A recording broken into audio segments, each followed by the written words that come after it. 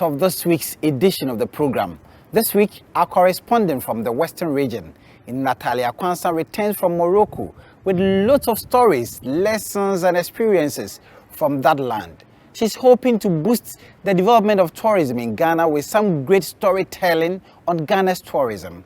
On her way back from Morocco to Takoradi, she stopped by in Cape Coast to share with me some of her experiences. I first asked her what took her to Morocco. 8 journalists from Ghana were selected by the Journalists for Tourism Advocacy, led by their leader, Zambagarifai Samini. And then basically, these journalists were to go to Morocco and then promote inbound and outbound tourism between both countries, that is Ghana and then Morocco. And also to tell the business communities in both countries about the business opportunities they can both harness in each country. And so this was the main focus, to go tell the Ghanaian story to Moroccans and then to come back home and then tell Ghanaians the Moroccan story, because this is Africa. I think it's hard time that we tell the African story and then let people know that there is something more beautiful in Africa rather than the always black story that we tell out there. It should be quite an experience for you. So share with us some of the experiences you had way back in Morocco. Yes, Kojo. So to let you know, this is my first time traveling, okay? And so for me, it was adventure. It was an adventure I was going to take. It was something that I wanted to really learn a lot. I just didn't want to go to Morocco and then come back with nothing to say. So let's start off with the first day, which was on the 6th of March. We arrived at Casablanca, the airport, and we drove straight to Rabat. Rabat happens to be the administrative capital of Morocco, and so we were there for 3 days. And then within these 3 days, we happened to go and meet the Association of Corporation in Morocco, where they say Agence Corporation de Morocco. Yes. So now you are learning some French or something? Oh yes, and you don't worry, I'll teach you some few Arabics once we are done this. And so we went there to meet them to find out how they were building relations within South African countries, with other countries, especially with Ghana. And then we also went to meet the Ghanaian students community. Yes, we have more than 200 Ghanaians in Morocco who are studying either in agriculture, medicine, and a whole lot of courses or subjects. So we went to meet them, to speak to them, to find out how it has been for them studying in Morocco. Because, could you mind you, 2 languages are official, Arabic and then French. And then, yes, English is spoken, but it's not an official language. So when you are students there, you have to learn French for some time. So we just wanted to find out how these students are doing. And Kojo, you'll be mesmerized how these Ghanaian students are rattling French. Yes, they are rattling French, even though they had few challenges. For instance, they did speak about the fact that their stipends have delayed for about 3 months, and then they look forward that governments would, come to their aid, because it happens that sometimes they have issues with their rent and all that. And the Morocco government also gives them a stipend of $150. Dollars, which they say they receive it, but the Ghanaian government on their part for 3 months. But that we spoke to the ambassador for Ghana to Morocco, Efa Bruni, who said that this is something they are really working on. So that was for the first day, meeting with the student, the corporation, and all that. And then there was the fun bit in the evening, having a canoe ride within the town. So beautiful. Yes, Kojo. So that was for the first day. And then for the second day, we did a tour of the Rabat township. And so we went to various scenes, the old Rabat, how beautiful it was and all that, to just have an adventure of how the place was. Yeah. So I tell us some of the striking things you saw way back in Morocco, some of the things that were unique, that stood out for you and you would want them replicated here. Yes, Kojo. So one thing I saw was that their roads were just on point. Kojo, at a point I asked myself, because because I have been in Morocco for days and I didn't hear pay. So I was confused. One bar Ben Waha, and they were like, I didn't understand. And they were like, it's something they don't do. They understand themselves. So they know how to drive, how not like what I see here. And then with their transport system, Kojo, with the three cities I visited, that was Marrakesh, Rabat, and Casa, they have unique colors for each taxi or cab. So, for instance, when you go to Marrakesh, the color of their taxi looks like that of milk. You see that of ideal milk or any other milk when you pour that color, milky color. And then when you go to Rabat, they have blue. And then when you come to Casablanca, it's red. So the taxis have unique colors. And then, Kojo, when you take a taxi, this is not when you bargain actually to there or 8 cities, oh, mama or 5. Once you sit in the taxi, especially let's say if it's the two of us and then the taxi moves, there is a reading on it. If it's 8 cedis, it's 8 cedis we are paying, not Kojo paying 8 cedis and Ina paying 8 cedis. 8 cedis is 8 cedis. And then they had the speed train, which was helping. So people could travel from a distance to another place without stress. And then, Kojo, another thing that I saw that was so intriguing was the colors for the various cities. So when you go to Marrakesh again, they call it the Red City. It looks more like orange brownish. So every building there, that's how it looks. I mean, this is you don't have an option to tell me that, or to tell the government that you love red or you love white. Every city is orange or brownish in color. And then Casa has white buildings. And then Casa happens to be their economic hub, as I indicated. Marrakesh is their tourism hub, so you have a lot of tourist attraction over there. And Rabat is the administrative capital, so you talk about the ministries, everything administrative, that is where you go to. So these are the structures. And I was told that each year, the King Mohammed VI, makes sure that 160 kilometers of highways are built. Wow. Yes. Wow.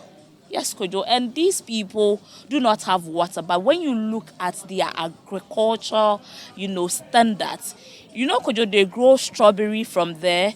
They grow grapes and other fruits. So you have fresh fruits on the market each day. Fruit and vegetables are not something like you should even worry about. So these are some of the things I saw there. So now you guys are back here in Ghana. What should we expect? Are there certain things that you are planning by way of impact? I mean, so that we would have some benefits out of the travel you did tomorrow. Yes, Kojo. So my job as a journalist is to tell the story. So just like we are doing now, people are watching, people are listening. And to tell you, Kojo, we went with business people to also go and then harness the business opportunities there. Yes, our ambassador, Fabroni, said that there are a lot of business opportunities that business people can, harness, can, go in and cash in from Morocco because we already have that relationship in there. So I would tell the story. When I went to Marrakesh, I spoke to a lot of people about Ghana, and these people are like mesmerized. They want to come to Ghana. They want to come and see the tourist sites we have. But Kojo, we can only cash in tourism when we put in the right infrastructure. Because in Marrakesh, there are systems where you don't pay money to someone, but you pay it through a system and it is being recorded. And so if we can get all those things, and then I think it's a human mindset, our attitude and behavior also stands tall in all these things. So as a journalist, I'll do my part. I will speak to those I can speak to through my medium. I would, tell people about what I saw. I would speak to the business community. For instance, the Sekendi Takrady Chamber of Commerce and Industry, I've already spoken to their CEO, Mr. Nipani, and he says he would really love to send his members there so that they can go and see what is happening. And just like I said, the ambassador, Fabroni, also said that Ghanaians should think of bringing business there. But once you want to send any business idea there, you should think of what really they need. Like they need fruits, like pineapple, banana, and other things. So how do we tap into it? So that is what I am going to do on my part. And I am sure the other journalists, like Amiel, Deborah, Zam, and other journalists in the country, bloggers, would also do the same. To Kumasi now, and the 1993 Nobel Prize laureate in medicine and physiology, Sir Richard Robert is urging African scientists to make good research their ultimate goal. He, however, believes getting an excellent education early is crucial. He spoke at a renowned scholars forum by the Young Researchers Forum of the Kwame Nkrumah University of Science and Technology. Sir Richard is credited with pioneering work on DNA sequencing and genetic engineering, which led to discovery of what is known as alternative splicing of genes. He, however, admonished African scientists not to make Nobel Prize their ambition. It's always a mistake to make becoming a Nobel Prize winner your ambition, because there are so few that are ever given that the chance of achieving it are very small. But to do good research, this is an excellent ambition, and this is something that you should try for. And I think the way to do it in Africa is to get the very best education you can while you're young, and then to go abroad in order to go to university and continue your studies in university. But then, when you're finished and you've learned, go back to Africa and see what you can do to help Africa. And this is one of the reasons. Sir Richard, who has also set up a for-profit company, New England Biolabs, hinted that a similar outfit will be set up in Africa to help fund African research. And this is one of the reasons why we want to start this small company in Africa that will, we hope, generate some money for research, and will show how it is in fact possible to succeed in Africa, to make some money, to do research. We anticipate the company will be making research reagents, things that we would normally make here and then ship to Africa. And we hope that if the company is successful, that they will head off in different directions and do some things that we would never have thought to do ourselves. Young Researchers Forum, which is under the aegis of the Office of Grants and Research, is a network of young faculty members of the university. It seeks to encourage research citizenship and culture among members. The renowned Scholars Dialogue, RSD, is one of its programs. Professor Marian Asanto Ankansa is lead. And this year, January 2022, I took office as the lead for the Young Researchers Forum. And as part of the proposals I presented, one of them was the renowned Scholars Dialogue, which the entire team bought into because it seeks to showcase people who have studied in high institutions of learning and are applying it either in academia or elsewhere, making impact and causing social change. So we bring on board eminent people making an impact on society to encourage the young researchers in the forum about the things we are doing, challenges we might encounter, and the successes that await us. And so this is the first of its kind, and it's the maiden edition, and we are so fortunate to have hosted a Nobel Prize winner, Sir Richard Roberts, who is the 1993 Nobel Prize winner in physiology and medicine. Reporter for Joynews, Kwesi Deborah. We still stay in Kumasi, and one of the problems faced by cerebral palsy patients is their inability to sit correctly. Their sitting posture worsens when they are forced to take up ordinary furniture, particularly in a school setting. Fortunately, the Ghana Education Service is partnering Multi-Kit Africa to correct the situation by constructing cheap, innovative furniture for these students. Love FM's Kwesi Deborah visited the Life Community Vocational School in the Ashanti region to find out how it is benefiting special students. We have students who have students with cerebral palsy. They find it difficult coping in the classroom. More importantly, looking at their posture, they are not able to feel comfortable. They don't feel comfortable in the seats that the regular students do use.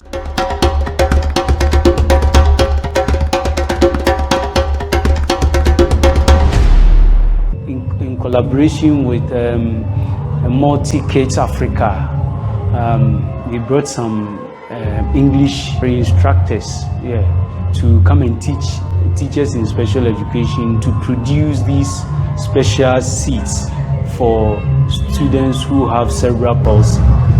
And this seat is designed in such a way that we take the measurement of the students. We have several measurements that we take. We take the width, the shoulder, in such a way that at the end of the day, when you finish producing the seat, it will be fit for that single individual. This chair is made of paper, 100% paper. And the brown part that you see is cement paper that we've used in covering it after using cardboard, cutting paper, and also old newspapers. We have the size. This is the size, and this is tray that the students uses as table. And we have the back part. That is where the student rests. Normally, when she sits on the ordinary chair, it's only the tip of the toe that touches the ground. But the wedge is produced in such a way that she'll be able to rest her whole foot on the ground so that she will feel comfortable.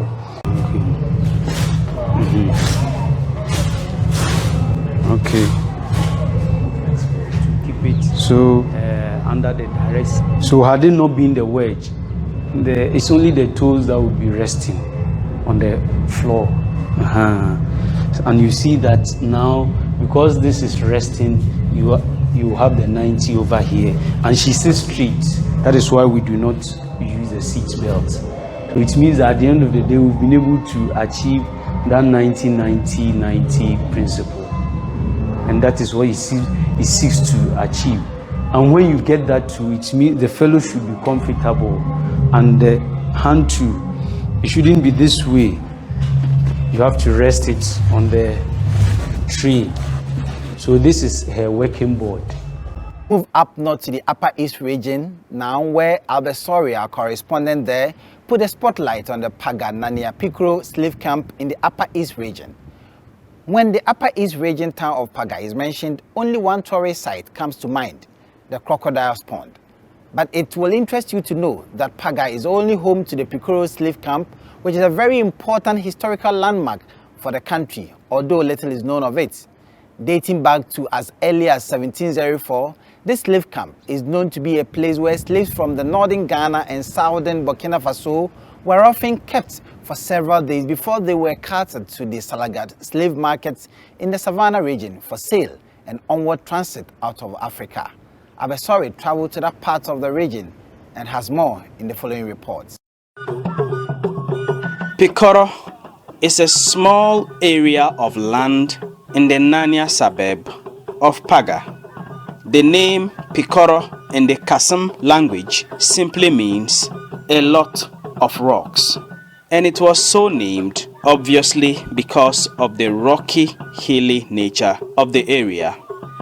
The history has it that in the early 18th century, this place was a thick forest and tampered with by humans, until one day a strange man showed up and mingled with the locals. He pretended to be offering help to people who wanted to travel abroad to work with white people. Picoro was allocated to this man because he wanted a place to stay. It turned out he was a slave capturer. Around 1704, a young man who was a black man came and settled here, and he was not willing to tell much about himself to the people who were living in the village as at that time. So the people gave him a name in Kasem, Bagao, meaning a bushman. And this man, according to the history, he could speak so many local languages. He was physically and spiritually strong, and he was having weapons which were given to him by the white people. So he came and started the whole business here in small scale, capturing young men and ladies, keeping them here. From here, he take them to Salaga slave market, where they were sold out to retailers, and from there they were marched through Asimanso, Asimfosu, down to the Cape Coast Castle, and they were being handed over to the white people. Joseph Kugoramu is a tour guide here at the Picoro slave camp. He takes us on a tour of the camp. First, we learn of the arrival place for the slaves in those days. The slaves were often tied to these trees upon arrival here at Picoro. Later in the evenings, they would be marched through this route and up this hill. On the hill, they drank water from this small well here on the rocks. It is believed to date that this well never dries up.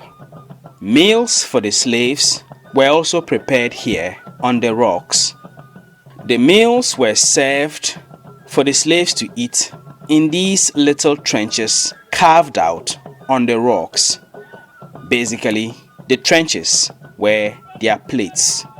After meals, the slaves were entertained in a rather interesting way.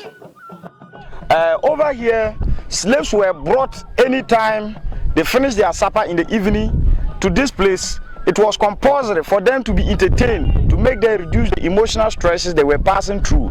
These are two rocks near to each other which sound differently if you hit any part of them, slightly different like the traditional drums we have in the village. The type of music performed on these rocks in the days of the slave trade has remained with the people of Paga even to date. These men here gave us a feel of that music.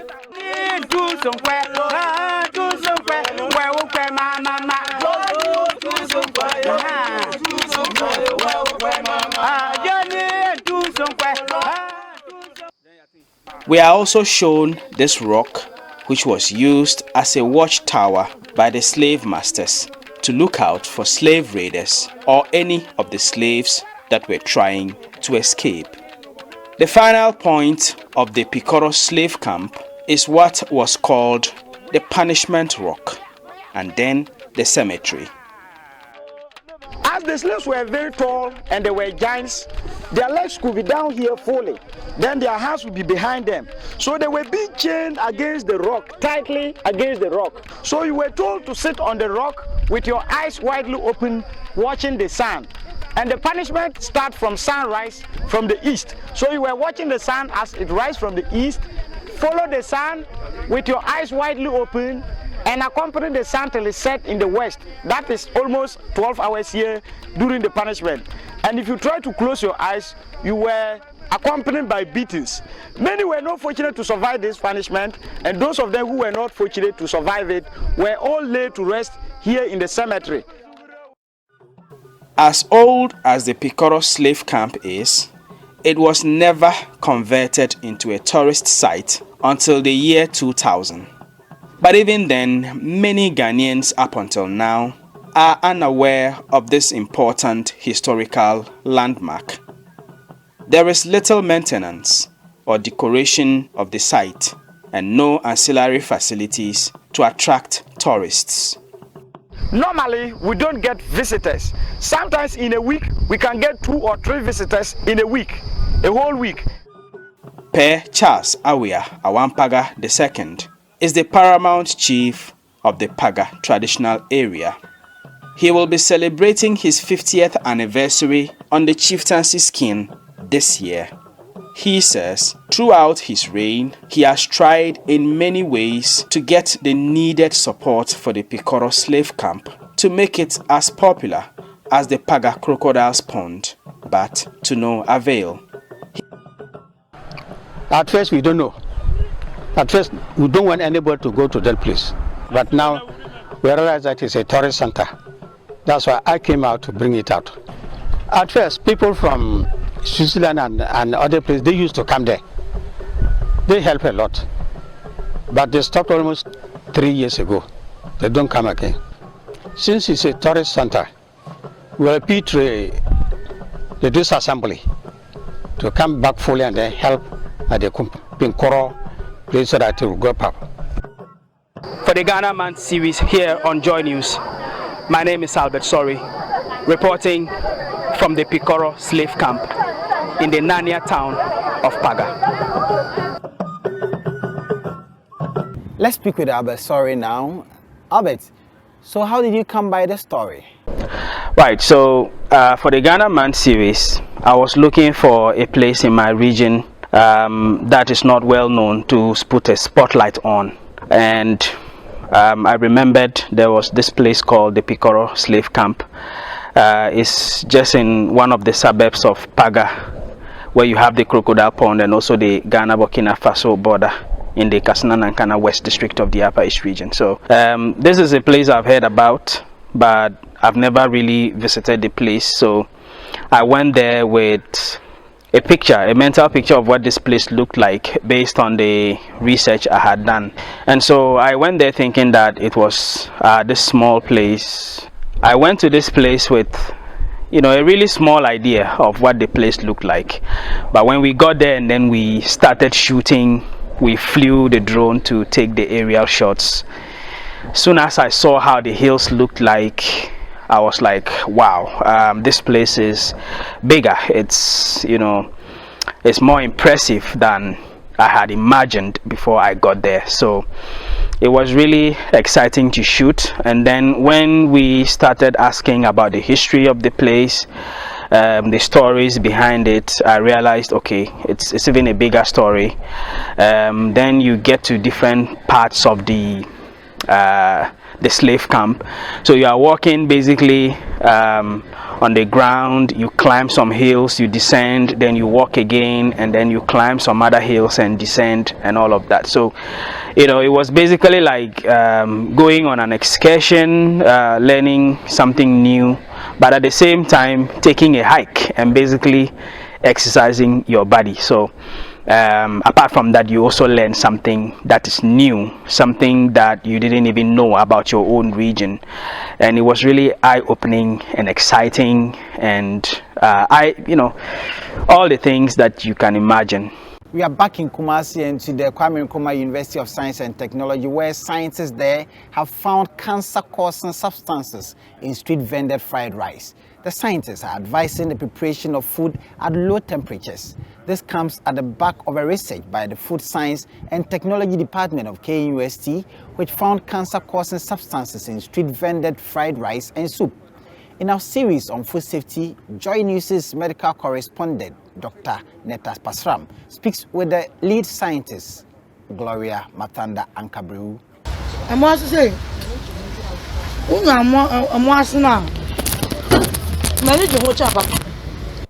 do you relish burnt foods? Hi there, my canzo lovers.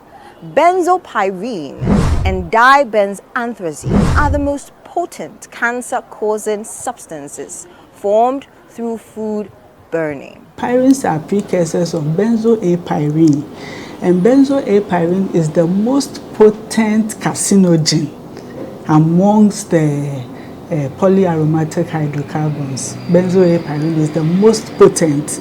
So most of our cancer problems that we have is coming as a result of the benzoapyrene. The researchers sought to identify the presence of these substances in street-vended fried rice and chicken.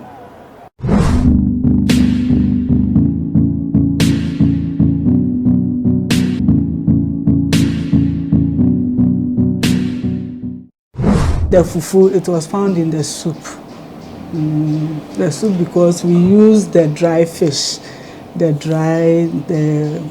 it called? So smoked fish. In the smoking of the fish, the processes, there is burning, introduction of these pyrenes. As they begin to char, they get pyrolyzed and they form pyrenes. Yeah.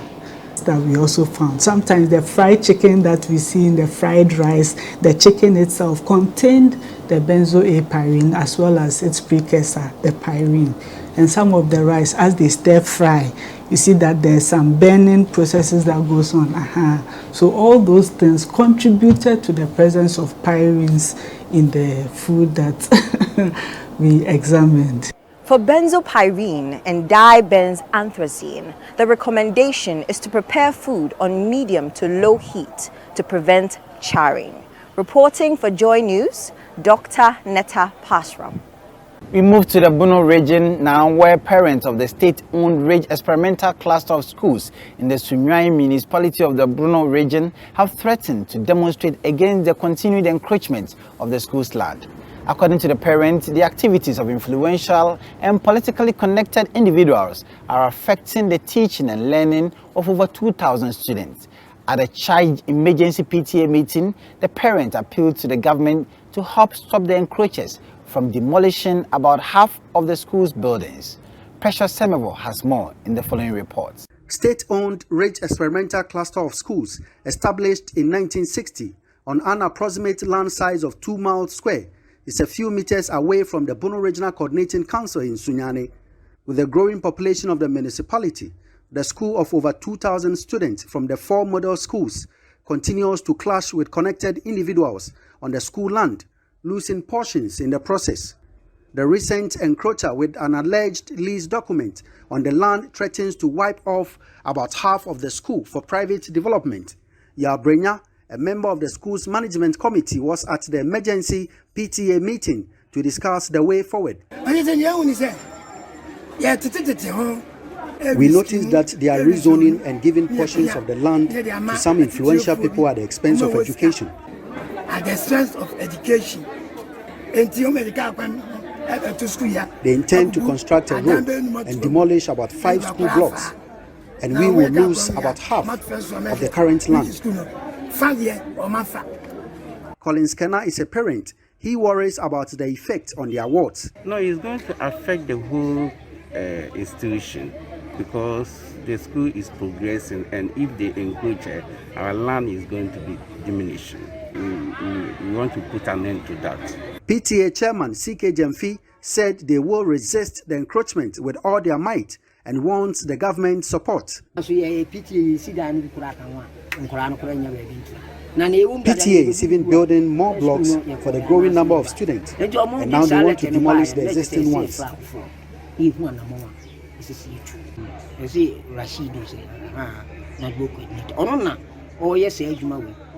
The alleged encroacher is the regional NADMU coordinator, and he has threatened to carry on with his project.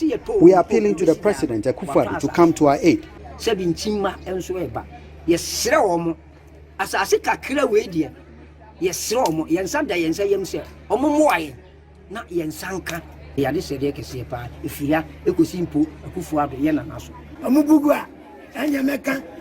If we don't get help, we won't vote again, and we will stage a demonstration. The aggrieved parents marched to the regional minister, Justina Osu-Banahini's office, who promised to engage the key stakeholders, including the Traditional Council and the Lands Commission, for a lasting solution. But until then, the education of these children remains in danger. Precious Semevo, Joynews, Sunyani. From Precious Semevo, let's head to the Bono East region, where authorities at the Techiman Senior High School in the Bono East region are appealing to government to help salvage one of the school's dormitory blocks that provides accommodation to the over 2,000 male students of the school. Senior housemaster of the school, Kwame Obienchi, says the situation has compelled some students to sleep on the floors, and if measures are not taken swiftly, first-year students who would be admitted in the month of April may not be accommodated into the boarding house. Anas Sabit has more in the following reports. Since the inception of the free senior high school policy in the year 2017, one of the main challenges that has bedeviled the smooth running of the policy is the lack of accommodation and other facilities to cater for the huge number of students admitted annually. Though government has over the years taken bold steps towards addressing this, the Techiman Senior High School is still being faced with this same problem. The school, with a current population of 3,030 students, is currently in dire need of accommodation facility, especially for the boys. Senior housemaster of the school, Kwame Obienchi, says the school's plight may worsen with first-year students set to report in April this year. Currently, we have about 3,030 students. 2,010 are boys, and the rest are girls. Especially with the boys' side. Look at the population on the interim. that there's the need for a very short-term, immediate action that need to be taken. Right now, some engineers have come to inspect it. We will need some cement and some iron rods and other materials to strengthen the columns and other foundations. If it is done, the building can be reused. Currently, this structure, which formerly housed some boarding students, has been abandoned due to its dilapidated nature. This, according to the senior housemaster of the school, has created congestion at the boys' dormitory, with some male students sleeping on the floor. Dormitory has been undone because of dilapidated nature. We entertain fear that if students are allowed to occupy it, the pressure that we put on the building might lead it collapse and it will lead to fatality. So we want to be cautious. So all the students have been evacuated to the rest of the dormitories, which has created a lot of congestion. Now, some of the students are even sleeping on the veranda, others are on the floor. And what is worrying is that by April, the first years will be reporting, and if this building is not salvaged, it's going to be very, very difficult to even admit any of the first years into the boarding house. So it is very, very necessary that something urgent is done to save the building. Another challenge facing the school is the pressure on its toilet facilities. Both the boys and girls dormitories has its toilet facilities full to capacity and need to be dislodged swiftly. Usually, when we used to vacate and go, by the time we come, the level of the people would have gone down. But now, due to the yellow and the green track, where students are always on campus, all our places are now full, and there's a need for us to dislodge it, and even if they need to be built, new ones. Headmaster of the school, Gabriel Fosumensa, appealed to authorities to intervene in order to save the situation. Regarding that one, there's poor drainage. They cannot use the bathhouse, and some of the toilet facilities too are out of use. Then also there are leakages, and here and there we have asked the contractor to come and then maintain, but he has not heeded to our call. So if there's any authority that can direct him to come and then do that maintenance work, I think it's proper. Reporting for Joynews, Anas Sabit, Tichiman. Let's tell you a story about Fatima, the inspirational female job creator, shall we? And she was inspired to stand up and create a job for herself by her desire to do something different, not get bogged down in life. She abandoned her professional studies at the University for Development Studies in order to pursue what pays well. Joynews' Mahmoud Mohammed Nuruddin reports other young women in Tamale are taking advantage of Fatima's experience to learn fashion design. He has more in the following reports. My name is Fatima Sumani. I completed University for Development Studies, offered Integrated Development Studies. Yes, I ventured into fashion and designing as just the interest, the skill I'd wanted to just acquire, the passion that drove me into it. From UDS, after my national service, I then decided to pursue it as a profession. I grew up with a sister who is also into sewing. I think that's where I had my skill from. But I was just doing it for fun until I completed in 2011. Then I had people telling me, Fatih, this is your fault, this is your fault. Like, you are good at what you do, this is it. Then gradually, after my national service, I personally realized that yeah, this is the path I want to take. That was when I pursued it professionally. Fatima is one of hundreds of graduates who have chosen to do jobs not related to their academic credentials. She opted to learn how to sew for colleagues at UDS to express her creativity, create wealth, and attain personal fulfillment. Yes, some were skeptical. They'll tell you, why do you want to? Mostly we speak to you, they'll say, I don't know, person would die now. Okay, like, but some too understood my path because I was actually working for them whilst at the university. I was sewing for them, so they bought into their idea and gave me that support. Some are into the public sector, others, unfortunately, are still searching for jobs. At the end of her national service in 2012, she decided to enroll at Abbey Creation University College for 6 months of training in fashion design. Fatima says she saved the monthly allowance for the training. Whilst having my national service program, I had it in mind already that right after national service, I was going to pursue this course, and it involves money. So I saved my allowance for that 1 whole year period. So what I saved is what I took to school. But the point that you actually need capital to start something is not the whole, that's not the whole situation. Your passion pushes you. You can actually start. My field, for instance, having even just a needle and thread is enough for you to gather money for a sewing machine. Then after the sewing machine, you can also gather enough for a different thing. That was how I grew. What happened after the 6 months of training? I've not taken a loan to start my business. I started with just a bulk sum of like 7,000 Ghana cedis for my fixtures, the machines, and other stuff for the training within the 4 years. Then I had 7,000 Ghana cedis to start with, and that was my savings for 4 years. Yes, and that's what I started with. The 34-year-old does not regret making such a decision, but how much does she earn? Months, we do most bridals. So in a month where we have the bridal clients coming in, we can make like 20. Yes, we can make like 20. But there are also times you make less. Yes, there are also times you make. Yeah, that's profit. There are also times you make less than 1,000 Ghana cedis.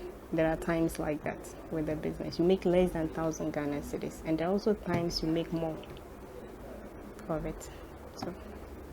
So far, Fatima has trained 21 women at her institute. 6 of them are graduates from various universities across the country. Nafisa Abdallah, a KNUST real estate graduate, and Besla Kando, who also studied community nutrition from UDS, are among the current trainees. My name is Abdallah Nafisa too. I'm a graduate of land real estate from the University of Science and Technology. And yeah, I've been here for about a month now.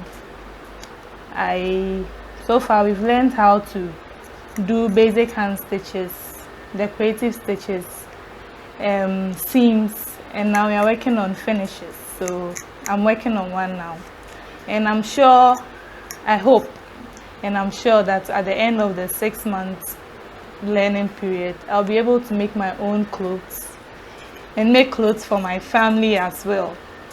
And I'll be able to. So my name is Blesla Nafwe Kando. I work with NOSAC.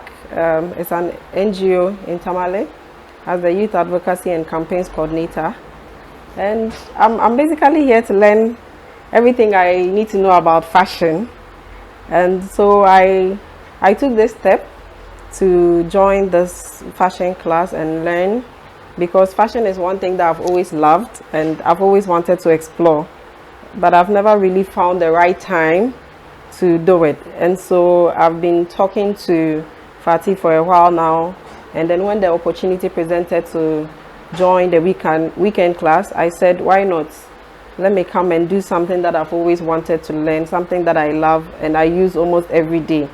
And so it's something that I like to always wear prints, and so I like to sew a lot of prints, and I like to be able to play with the things that I want to wear, the designs and all that. And so I feel like if I learn how to make them, then I can make them for myself. Nafisa, for instance, prefers being an entrepreneur and creator of wealth to being employed by someone. Okay, so I graduated in 2020. We are part of the Corona graduates, so yes. And as I mentioned earlier, I'm actually a first class student, first class graduate in real estate. I was part of the first 3 in our class. So and I'll be able to start a business of my own if I want to. Looking at the unemployment situation in our country, I think it's best to have a handiwork, something you can do for yourself, and still have time for your family. So that was why I opted to be part of this 6 months class. Course rep, go you. Fatima says there is hope for her business, and there is also hope for graduates chasing a few non-existing jobs. A report by Mohammed Nuruddin. Let's turn our attention to some politics now, and some members of the governing New Patriotic Party in the Kwadaso constituency have obtained an injunction to prevent the party from holding polling station election in the constituency. The plaintiffs, Abu Mahama and Kofi Abrefa, also seek the court to annul the recent election and allow fresh polls to be conducted. They say the exercise was marred by violations of the party's constitution. Mahmoud Mohammed Nuruddin again has the following reports. My name is Abu Mahama, a member of the New Patriotic Party at Kwadaso. Recently we have an election, but the elections were not conducted in accordance with our constitution. So I petitioned region and furthered it to national. They called the case, but the way the judgment was passed was not what needed to be done. But I know maybe their hands are tied. But as somebody who believes in the law and knows that the courts are there to settle issues that cannot be settled within the party, so I've taken a legal action against the party. The Kwadaso constituency of the New Patriotic Party has witnessed a series of agitation in the past weeks. Frustrated members accused the party's leadership of plans to deny them the opportunity to contest the polling station election.